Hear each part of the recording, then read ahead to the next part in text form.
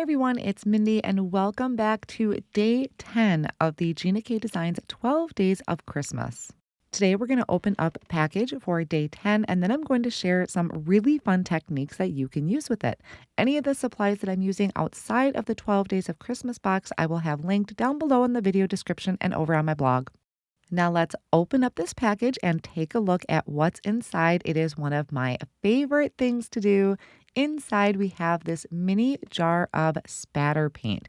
Now, when I say mini, this is really a mini, so it's a great way to kind of introduce you to spatter or splatter. It comes in this little like nail polish jar.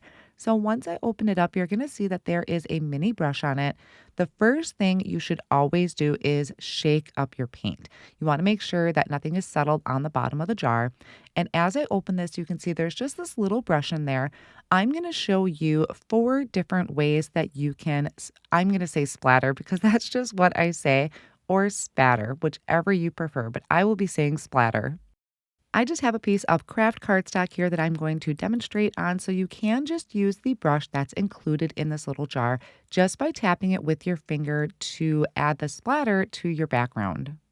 Splatter is a great way to add subtle interest to your cards, but it also works really great for adding stars to your ink blended backgrounds.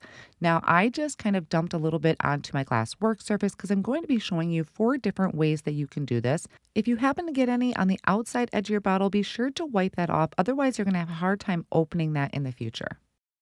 The most common way that I add splatter is just by using a small paintbrush, and you can either just tap that with your finger, you can tap it on your finger, whatever feels most comfortable to you.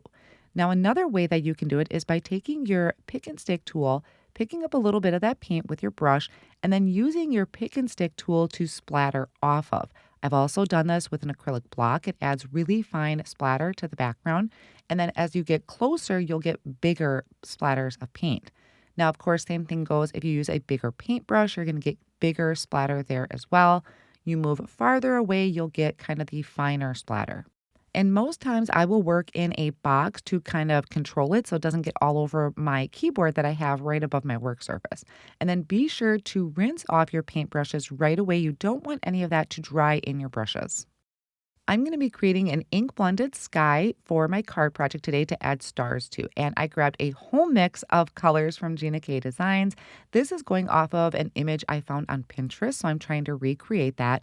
I have a piece of layering weight white cardstock cut to 4 1/4 by 5 1/2. And I started with a lemon drop ink kind of right in the center there. Now, I already know what stamp set I'm going to be using and how the layout is going to be, which is why I am doing my ink blending the way I am in this landscape orientation. The next color I'm going to use is a light cranberry, kind of slightly overlapping with that lemon drop. Then on the other side, I'm going to come in with Applemint. Now, every now and then I will wipe up my work surface because I don't want to contaminate the colors as I'm ink blending them on. So after Applemint is going to come a little bit of sea glass. So just kind of making sure I get a nice strip of blue in there with kind of an ink blended background that you're turning into a night sky. You do have a little bit of leeway. There's forgiveness in this. The next color over on the right-hand side is going to be a light orchid, but I did come in with the medium orchid to step that up. I wanted that to be a little bit more intense. And then I'm going to start at the top, or what I'm going to be considering the top. And that first shade of blue that I'm using is this blue denim. So it kind of has a purplish tone to it. At the top, bringing it down into the colors. And this you can have a little fun with, maybe bringing one area down a little bit further than the other. You'll see why you have a little bit of leeway there for that, or some creative play. And then I'm going to come in the navy, so a darker shade of blue. You could even come in with some black, but I already know I'm going to have some black in here, so that's why I didn't add it to this particular background. But I wanted to make sure I'm leaving a little bit of that blue denim in there because I wanted that bluish purple tint in that. Now that my ink blended background is done, I'm going to be bringing in the stamp set. This is the forest frame. I haven't used it yet, and I thought it would be a beautiful silhouette image for this nighttime sky, kind of like Northern Lights look. make sure you dry your cardstock. If you have a brand new stamp and your background is still wet, you could risk ripping your cardstock when you go to line up your stamp like this and then pick it up with the door of your Misti. So be sure your cardstock is dry. Now, a little tip I wanted to share with you. Now, this background has some open space right in the center. I know some people like to cut that out. I personally do not because I don't want it to ruin the structure of the frame. So what I'll do is kind of pick this up because a lot of times you'll get air bubbles under there. And if you have an air bubble, it could pick up your black ink and transfer onto your background. So just lift up little corners and push out those air bubbles. I'm going to then bring in my double background 1/grip mat. I want to make sure my cardstock stays in place just in case I need to restamp it. So that grip mat's going to hold my cardstock, and I just tucked it down in that same position that I started with. And then I'm going to ink this up with black ink. Whatever black ink you like to use is totally up to you. I'm personally using Versafine Ink. It's just a go-to ink for me whenever I'm doing some black ink stamping. It stays wet a little longer, so if I wanted to add clear embossing powder over the top, I definitely could do that. Stamping over my ink blended background really starts to pull this scene together, and now we can come in and add our splatters. So I'm going to use the pick and stick tool to add some splatters to this. I notice with this splatter paint, it shows up a lot better on darker cardstock, and it shows up better if you have bigger splatters. Each type of white splatter paint is different, I find, between the companies.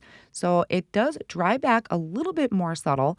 I personally like bright white splatters, but I know some people don't. So this would be a really great fit for you if you're kind of experimenting with splatter and you don't want it to be super stark white. I did dry everything with my heat tool, and I'm lining up a die from the Master Layouts 2 die set. So that's going to fit right around my frame. I tried to even that out as best as I can. So I still kind of let this dry for a little bit more because I did get some ink transfer onto my die. While that was drying, I did do my sentiment, which you'll see here in just a second. I am adding foam tape to the back of my blended panel and placing this onto an A2 size card front that is in a landscape orientation. And then I'm going to add my sentiment with foam tape. This sentiment comes off of the Cheers to Another Year, which we also got in the calendar. And I just popped it up with the foam squares because we have a wonderful coordinating die to die cut out the sentiment. Adding splatter to backgrounds is just one of my absolute favorite things to do. I do it to ink blended skies. I do it to colored cardstock. I do it even to my stenciled flowers. So I absolutely love doing it. You can use it for so many different purposes. And I hope this little quick introduction and the different ways that you can do it has really helped you. Any of my additional supplies will be linked down below in the video description and over on my blog. Thank you all so much for joining me today, and I will see you again real soon.